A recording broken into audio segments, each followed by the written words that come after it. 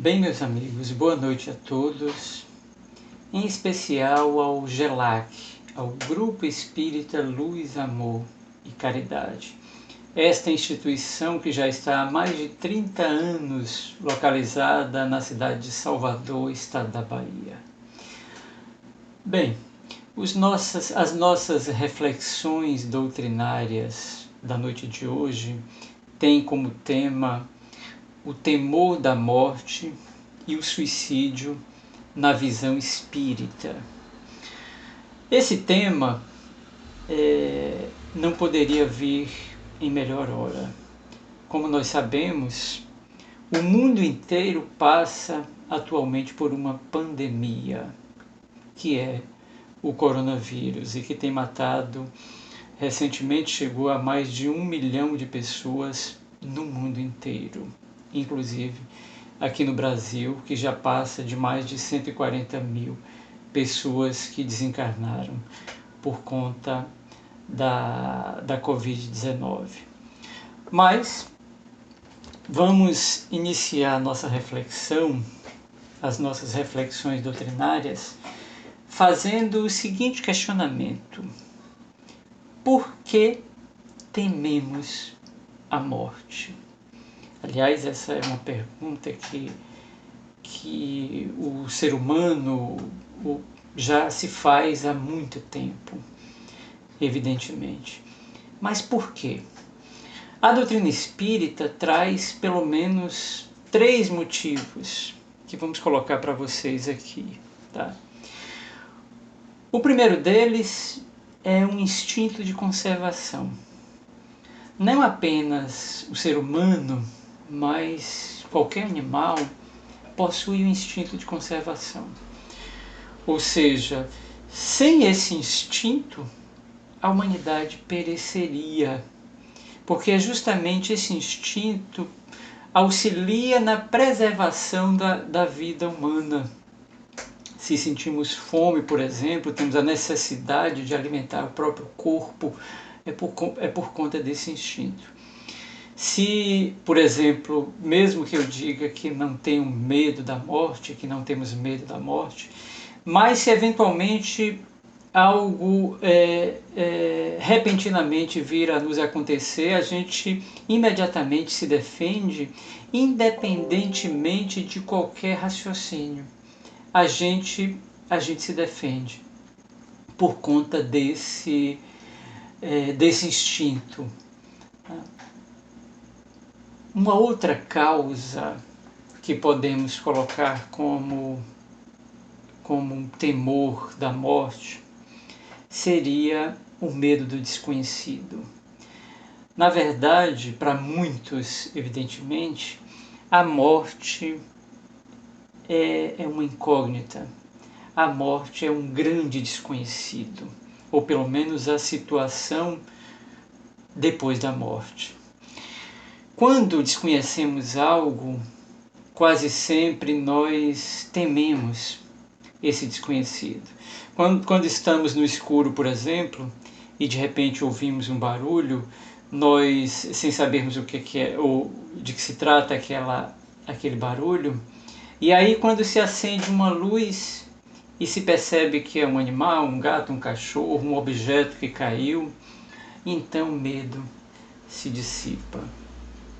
Se vemos uma cortina se balançar, e aí quando abrimos aquela cortina e verificamos que é o vento ou outra situação qualquer que constatamos, e aí o medo desaparece. Então o medo do desconhecido, o medo do que vai ocorrer depois da morte é que causa esse temor, esse pavor. Uma outra coisa que poderíamos colocar, tá, seria também as ideias equivocadas que temos da morte. Muitas vezes, quase sempre, melhor dizendo, as religiões ocidentais, elas durante anos, séculos e até milênios, incutiram na mente das pessoas a ideia de que a morte era algo horrível, era algo temível, inclusive, e que possivelmente a maioria de nós iria para o inferno após desencarnar, a grande maioria, principalmente aqueles que pecaram. Então, durante anos se incutiu essa ideia na cabeça das pessoas, essa cultura, isso se tornou cultural, daí o temor também da morte. Eu disse que traria três causas, mas eu vou trazer mais uma aqui também, tá? Talvez a quarta causa do temor da morte. Muitos de nós, por conta da sua própria consciência, em virtude de não ter realizado aquilo que se programou, porque segundo a doutrina espírita, antes de reencarnarmos, existe toda uma programação reencarnatória e a gente traça os caminhos mais ou menos que irá trilhar ao longo daquela encarnação, e de repente aqui, enquanto encarnado, nós desviamos desse caminho. Mas a nossa consciência continua nos cobrando. Então, quando se aproxima o momento do retorno espiritual, de fazermos a nossa contabilidade ali daquilo que realizamos ou deixamos de realizar ao longo de uma encarnação, a nossa própria consciência nos alerta. E quando nós não realizamos aquilo que nos programamos, aquilo que nós, durante muito tempo, nós idealizamos no mundo espiritual, aí a consciência vem nos cobrar, justamente por conta da aproximação desse retorno à verdadeira vida, a vida espiritual. Daí vem o medo. Para essas pessoas, muitas vezes, fica um verdadeiro pavor e nem sabe a causa, por conta da sua própria consciência, tentando alertar o ser humano do caminho que ele deve trilhar naquela existência. Então, muitas vezes, temos essa ideia equivocada da morte. Mas aproveitando que nós falamos no inferno, trazido por algumas religiões, o inferno existe? Excelente pergunta, excelente reflexão. Para nós espíritas, o inferno não existe. Não do ponto de vista como ele é colocado, não como é entendido a questão do inferno.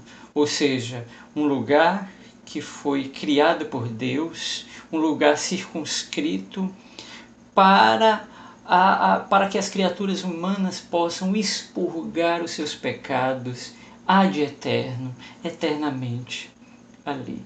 Nós não acreditamos que isso exista, porque até mesmo um pai, uma mãe que vê seu filho provocou algo errado, um pai perdoa, uma mãe perdoa. Imagine Deus, que é todo bondade, é todo generosidade, como ele não vai perdoar? Será que ele vai condenar a criatura humana para o resto de sua vida, para o resto da sua existência, ou melhor, eternamente?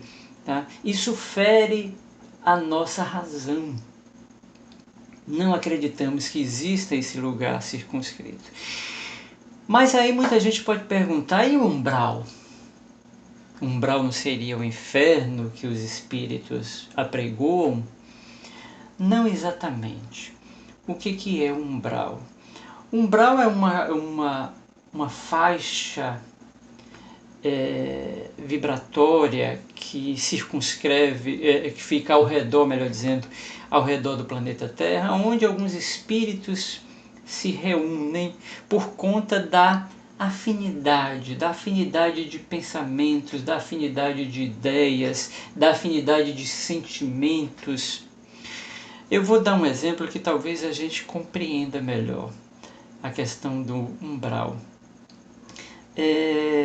Vocês já devem ter observado que em algumas cidades grandes, principalmente algumas capitais, isso acontece no mundo inteiro, inclusive no Brasil. Existem lugares, tá, conhecidos como Cracolândia, onde as pessoas se reúnem para consumir drogas, para consumirem diversos tipos de drogas. E se nós analisarmos um pouco, nós veremos que essas pessoas que se reúnem ali, elas trazem um propósito semelhante, que é consumir as drogas. Então elas vão se reunindo, vão atraindo outras pessoas que estão com o mesmo propósito.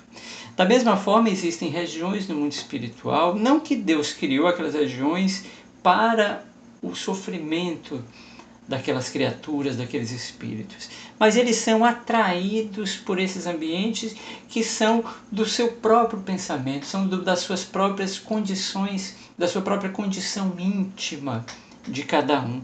E aí criam essas aglomerações, né, de espíritos que estão mais ou menos na mesma faixa vibratória.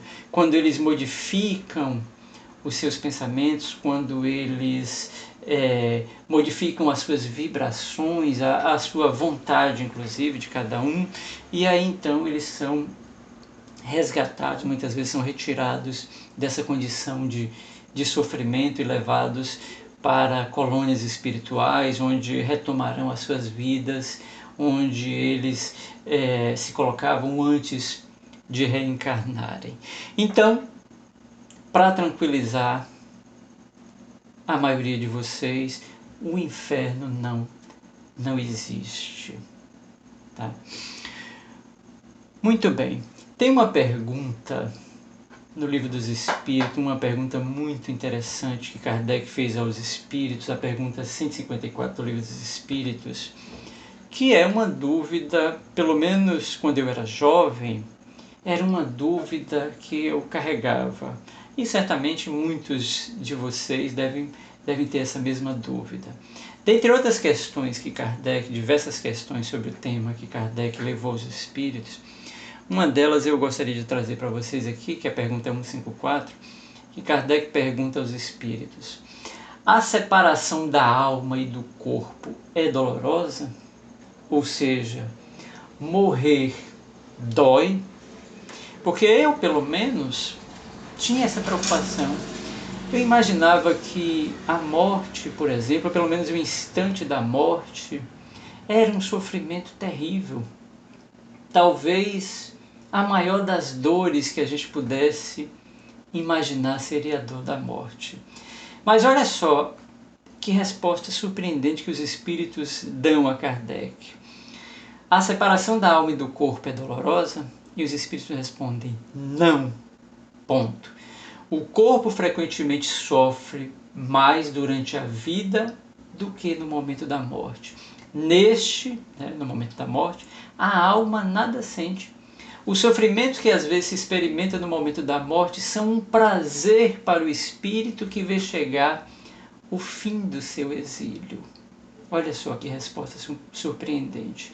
É como se estivéssemos numa prisão. E quando chega o momento da morte, o que o espírito quer é se libertar, sair da gaiola, se libertar das injunções da própria matéria, dos sofrimentos que a matéria impõe ou que impôs ao longo de 10, 20, 30, 50, 90, 100 anos ali. E a morte se configura como uma verdadeira libertação do ponto de vista espírita, principalmente para aqueles que verdadeiramente criaram condições ao longo de sua vida, aqueles que utilizaram a sua existência enquanto espírito encarnados para se melhorar, para progredir, para evoluir, espiritual e moralmente, principalmente. Tá?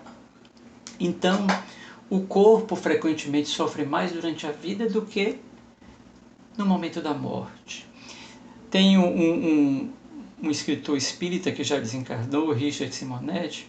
Ele dizia que muitas vezes o sofrimento espírito físico, a doença, por exemplo, para o espírito que está desencarnando, era como se fosse um verdadeiro tratamento de beleza. Porque a doença, ela de certa forma, ela vai preparando o espírito para esse retorno, né? Ao contrário dos desencarnes, muitas vezes repentinos, que colhe o espírito assim de certa forma mais envolvido com as coisas da matéria, com as relações, com a sua profissão, com as pessoas. A doença, de certa forma, vai preparando o espírito para o desencarne. E se vocês observarem aquelas pessoas que passam um longo tempo com a doença antes de desencarnarem, eles vão, de certa forma, desencarnando aos poucos e vão se conformando mais com o retorno ao mundo espiritual. Alguns até tendo uma certa consciência de que retornarão ao mundo espiritual. Então esse momento, a doença do corpo físico, por exemplo, que acomete as pessoas antes de desencarnarem, muitas vezes, é uma verdadeira preparação para o retorno ao mundo das verdades, ao mundo espiritual. Eu gostaria de trazer alguns dados muito importantes aqui sobre a morte, se vocês me permitem.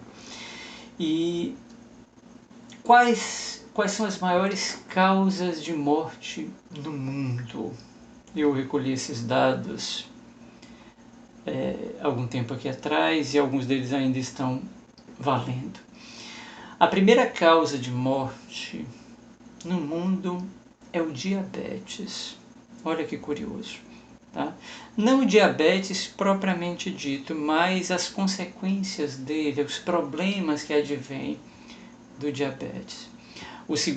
A segunda causa de morte no mundo são os acidentes automobilísticos, que ainda matam muita gente. E a terceira causa de morte no mundo é o suicídio. Segundo a Organização Mundial de Saúde, até o ano de 2050, o suicídio será a primeira causa de morte no mundo, se continuar esse crescimento como atualmente acontece. Será em 2050 a primeira causa de morte no mundo, o suicídio. Morre por suicídio por ano, ainda dados da Organização Mundial de Saúde, mais de 900 mil pessoas por ano morrem de suicídio. Desses, mais ou menos 3 mil casos por dia, um a cada 40 segundos. No Brasil, em média, são 26 mortes por dia no Brasil. Ou seja, 1 por hora, enquanto conversamos aqui.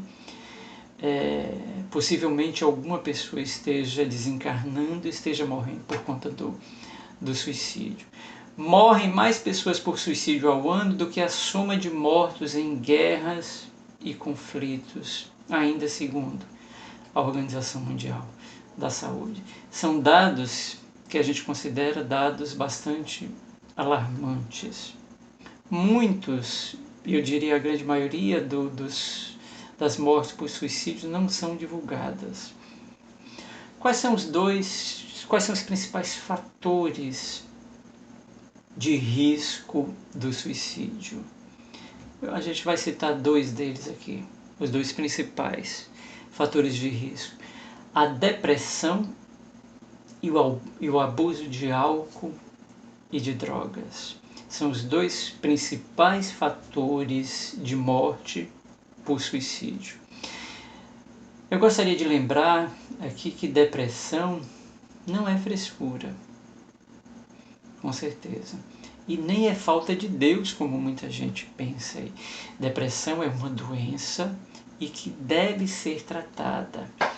Uma abordagem preventiva sobre o suicídio passa pela conscientização e pela busca de tratamento para esses tipos de doença, a depressão e, é claro, também a dependência química de álcool e de drogas. também. Não é possível dizer que uma pessoa comete ou tenta cometer suicídio por uma única causa. Normalmente vai ter uma causa preponderante. Podem ter várias causas, mas quase sempre tem uma causa preponderante, um fator único. Para cada caso de suicídio consumado, porque existem aqueles casos de pessoas que tentam suicídio e não conseguem, para cada caso de suicídio, um grupo estimado de mais ou menos 5 ou 6 pessoas próximas ao suicídio experimentam uma dor lancinante que quase sempre se transforma em trauma. Toda família que tem uma pessoa suicida próximo jamais esquece, porque acaba traumatizando toda a família, principalmente aqueles que estão mais próximos. Normalmente o suicídio é traumatizante para todos, inclusive. Portanto, se temos aproximadamente 1 milhão de casos registrados por ano, temos também um número grande de pessoas que sofrem por conta desse trauma, né? Difícil de se resolver rapidamente. E via de regra, quase sempre são casos que precisam de um acompanhamento psicoterapêutico. Não apenas daquele que eventualmente tenta o suicídio e não consegue, mas daqueles da família que passaram por esse trauma. É sempre importante pessoas da família que tiveram suicidas na família que também passem por um tratamento psicoterápico através de um psicólogo, um psiquiatra, principalmente, para auxiliar no reequilíbrio, na reharmonização dessa família. Eu gostaria de trazer aqui alguns mitos e alguns fatos, algumas verdades relativamente aos suicidas. A maioria dos suicídios acontece de repente e sem aviso. Isso é mito. Normalmente, a maioria é antecedida por sinais de alerta, sejam verbais ou comportamentais. Claro que alguns podem ocorrer sem aviso, muito raros, mas ocorrem. Mas é importante sempre aqueles que estão próximos tentar entender os avisos, os sinais de alerta. Alguns sinais a gente vai trazer aqui para vocês. Se uma pessoa está determinada a se matar, nada irá detê-la. Isso também é mito. Isso quer dizer o seguinte, que a pessoa que está prestes a cometer suicídio, ela está muito depressiva, ela tem sentimentos confusos sobre a morte, sobre ela mesma, sobre o que está acontecendo, podendo inclusive vacilar até o último momento, né? Sobre a vontade de viver e de morrer. A maioria das pessoas que comete suicídio, no fundo, ela não quer morrer. Ela não quer, ela normalmente quer que aquilo tudo se acabe, que aqueles problemas todos se acabem, que ela pare de pensar, que ela possa dormir, ou que ela pare de vivenciar aquele drama todo. No fundo, ela não quer morrer. Mas, na verdade, ela pensa que morrer vai acabar tudo isso, vai acabar esse drama, vai acabar esse problema todo. E acaba cometendo suicídio. No fundo, essas pessoas, elas fazem como se fosse um pedido de socorro, dando esses sinais de alerta. Pessoas que falam em suicídio não pretendem ir até o fim. Isso é mito também. Nós deveremos prestar atenção às pessoas próximas de nós, principalmente, que quase todos que cometem suicídio deixam alguma pista ou aviso, como nós falamos aí. Não ignore ameaças, até mesmo em tom de brincadeira, principalmente quando elas se tornarem muito repetitivas. Essas ameaças, né, pode indicar algum pensamento suicida. Quem se mata tem personalidade fraca, ou quem se mata é covarde ou corajoso. Isso é mito também. Não existe uma personalidade suicida, dizem os psiquiatras, dizem os psicólogos. Não existe uma personalidade suicida. Às vezes são pessoas cheias de energia, pessoas assim felizes, inclusive, mas que em algum momento de sua vida estão passando dificuldades de relacionamento, dificuldades as mais diversas.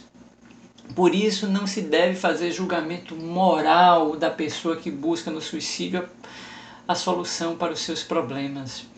Normalmente, o suicida ou o eventual suicida sofre de um transtorno que altera a sua percepção real dos fatos. O que leva ao suicídio é uma dor psíquica insuportável.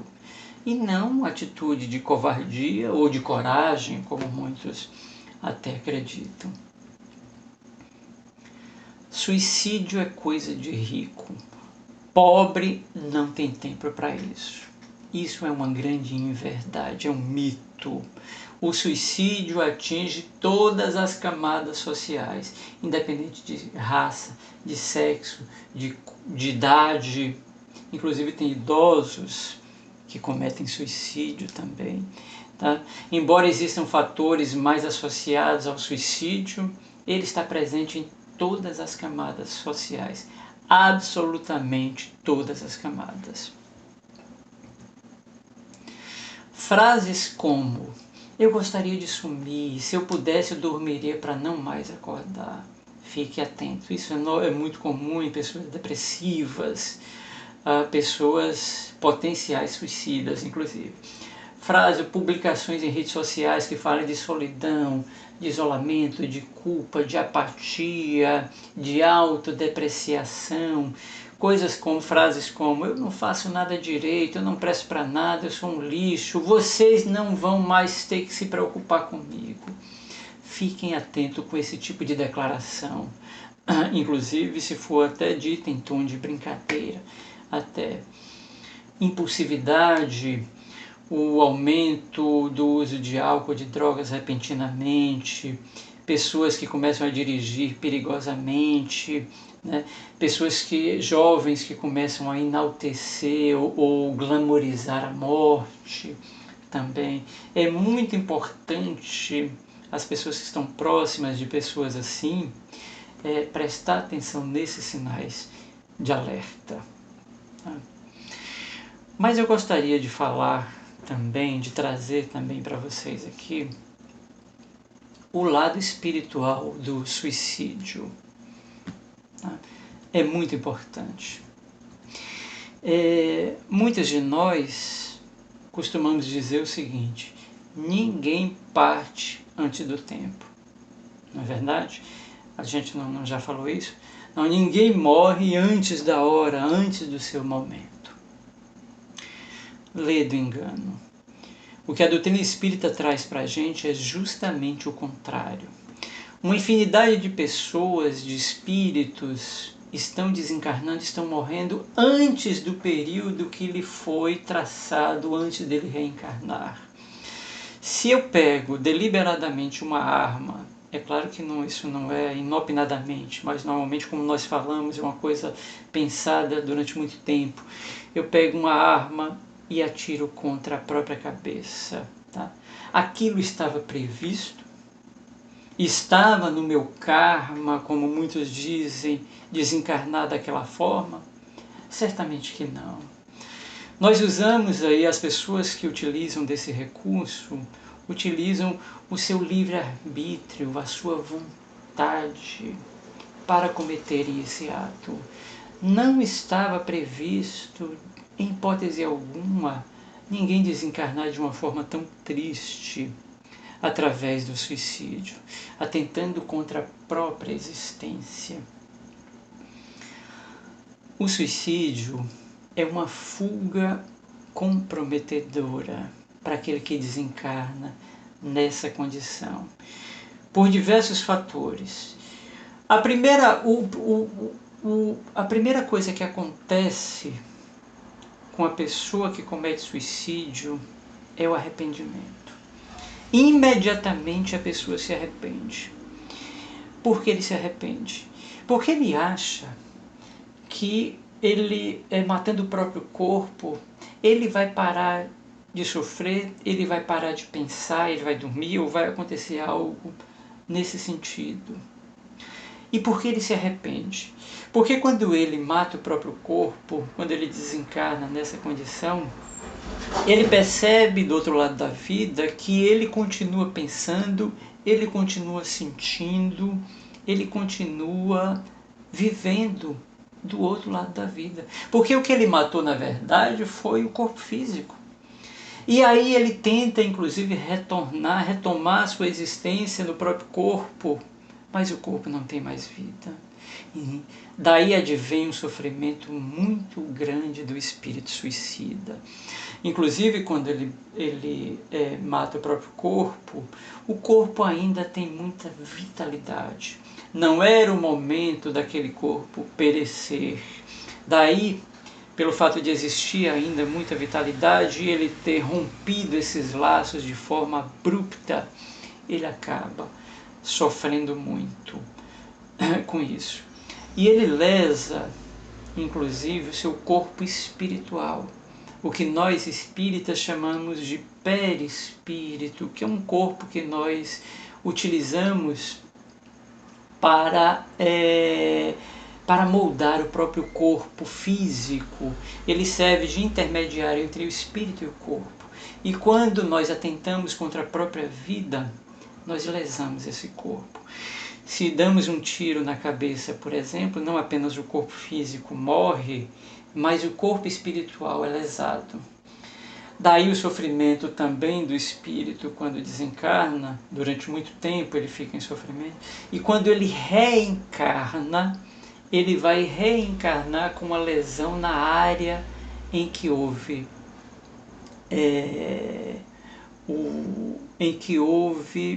a lesão. Ele vai reencarnar, o futuro corpo físico vai imprimir essa lesão. Daí, por exemplo, muitas crianças nascerem com problemas de anencefalia, até com problemas cerebrais. Se a pessoa na encarnação anterior ingerir uma substância corrosiva, ele vai renascer no futuro corpo físico com um problema gástrico, um problema grave, um problema cardíaco. É claro que vai reencarnar sempre com um problema relacionado com a lesão que ele causou no próprio corpo físico. E normalmente as reencarnações desses espíritos são reencarnações muito complexas, né? Muito difíceis. E normalmente o espírito passa pouco tempo encarnado. Normalmente ele passa o tempo que deveria passar quando estava na outra encarnação. Por exemplo, se ele desencarnou 15 anos, 20 anos antes do período que deveria ficar ainda aqui como espírito encarnado, ele, quando reencarnar, ele vai viver somente 15 ou 20 anos, ou até menos, a depender do tempo que lhe faltava na existência anterior. E sempre vão ser reencarnações difíceis, com os problemas físicos, problemas mentais, também em decorrência do desencarne complicado em outra existência. Então, o desencarne por suicídio é uma fuga comprometedora. É uma fuga que normalmente o espírito tenta e que, na verdade, acaba complicando a sua própria existência. Se você que está ouvindo aí essa nossa preleção, essas nossas reflexões a respeito do suicídio, a respeito da morte, se conhece alguém que é um potencial suicida, ou que já tentou algumas vezes, se apresse em convencê-la a não praticar esse delito contra si mesmo, porque o sofrimento é muito grande. Dizem os espíritos que desencarnaram nessa condição, eles vêm nas reuniões mediúnicas, eles vêm dizer, olha, não existe um sofrimento comparado ao sofrimento dos suicidas. Não existem. Existem muitas obras espirituais que trazem os relatos dos espíritos que desencarnaram nessa condição. É claro que existe, em todos os casos, existem os agravantes e existem os atenuantes.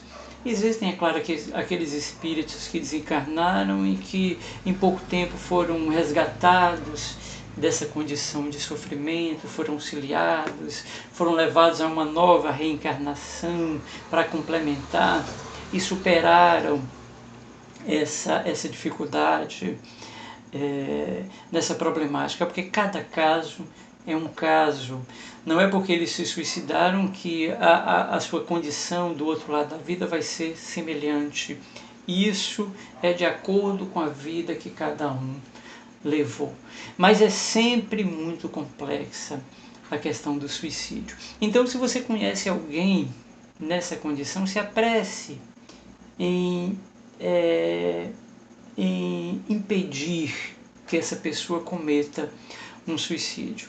Eu vou contar uma história aqui que o Divaldo Pereira Franco contou há algum tempo aqui atrás, que é uma história até comum nos espíritos que desencarnam nessa condição.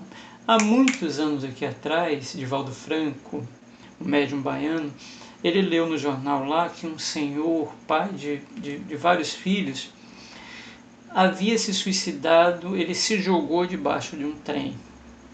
E Divaldo ficou tão chocado com essa notícia que pegou o nome dele e anotou ali no caderninho das orações que ele fazia diariamente para as pessoas.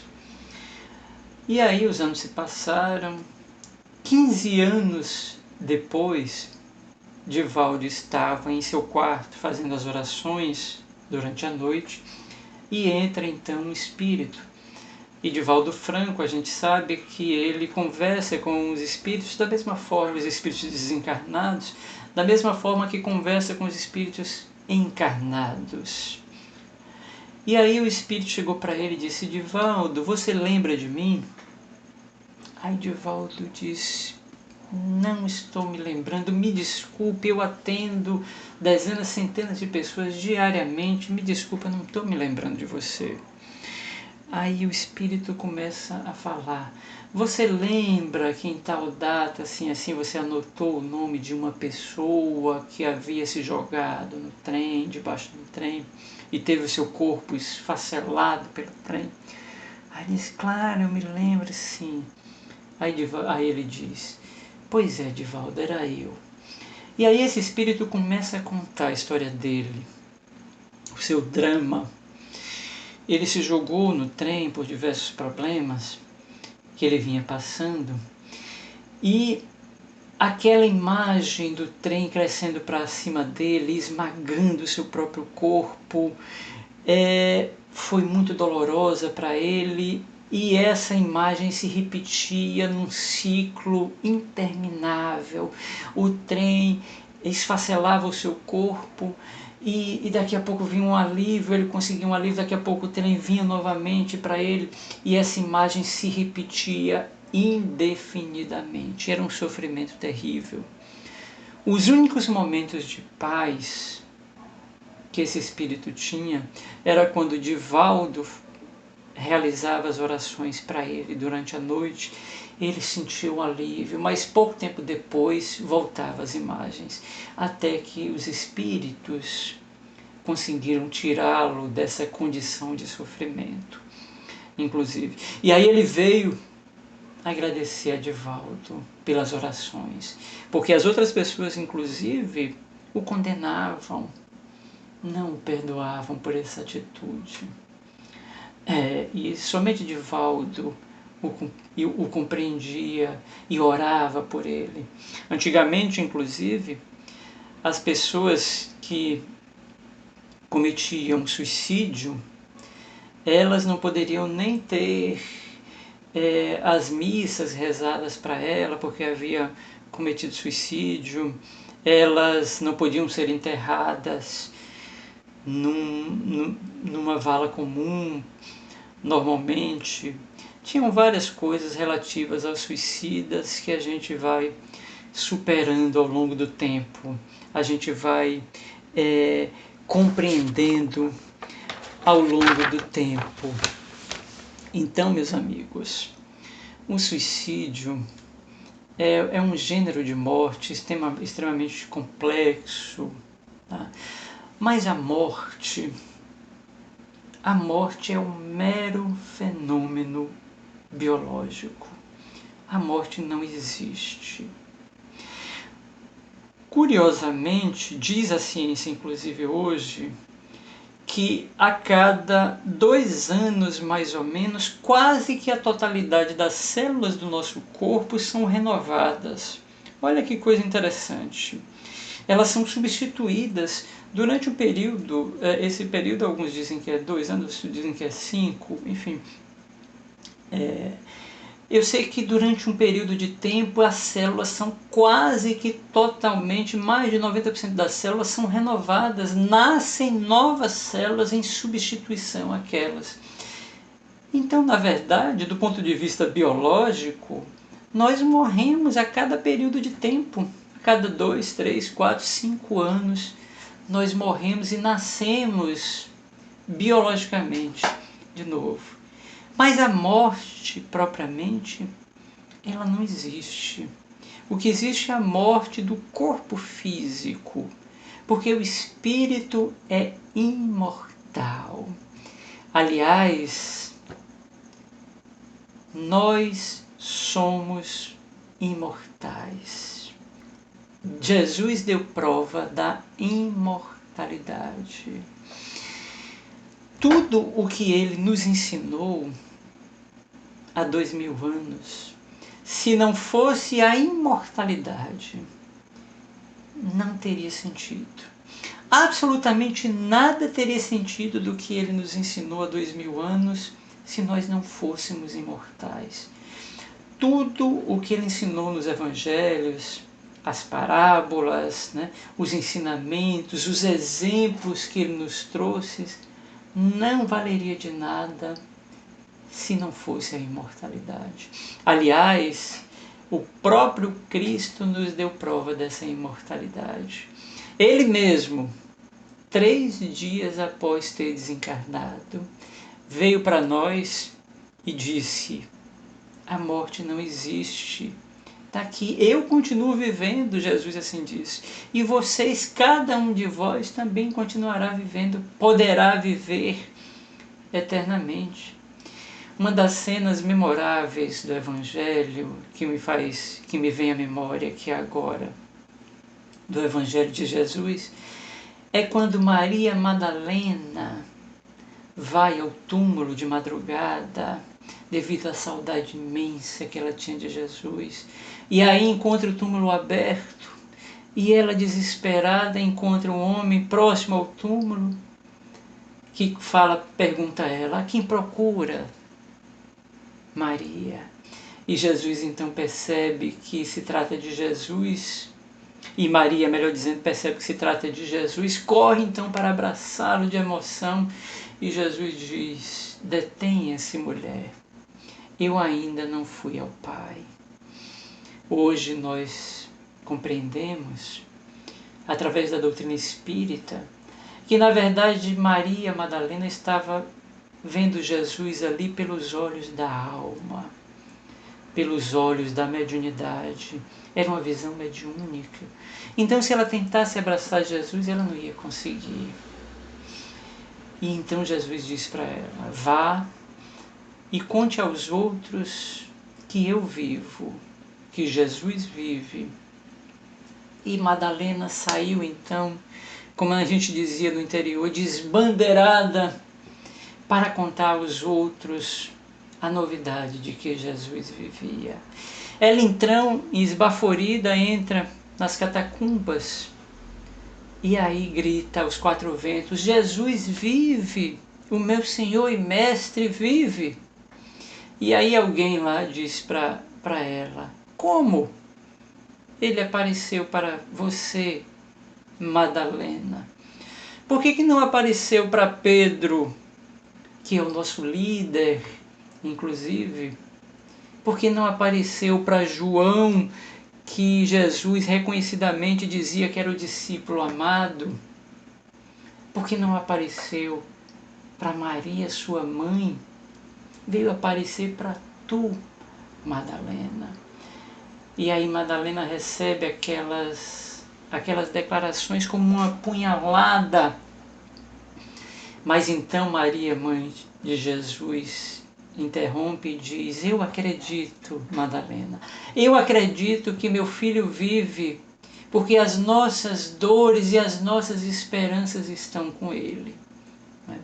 E aí posteriormente Jesus aparece, e então Tomé diz assim: eu só acredito se tocar nas suas feridas, se o vê-lo e poder tocar. E Jesus então diz: então toque, Tomé. E feliz daquele que acredita sem ter visto. Então Jesus, durante mais de 40 dias, quase 50 dias, ele se materializa e todos podem abraçá-lo, e ele continua as suas pregações, mesmo depois de haver desencarnado. Isso em espírito. E aí, quase 50 dias depois, acontece aquele fenômeno muito bonito que ficou conhecido como o fenômeno de Pentecostes, onde ele reúne mais de 500 pessoas na Galileia, como ele ascende aos céus, como se estivesse se despedindo das pessoas.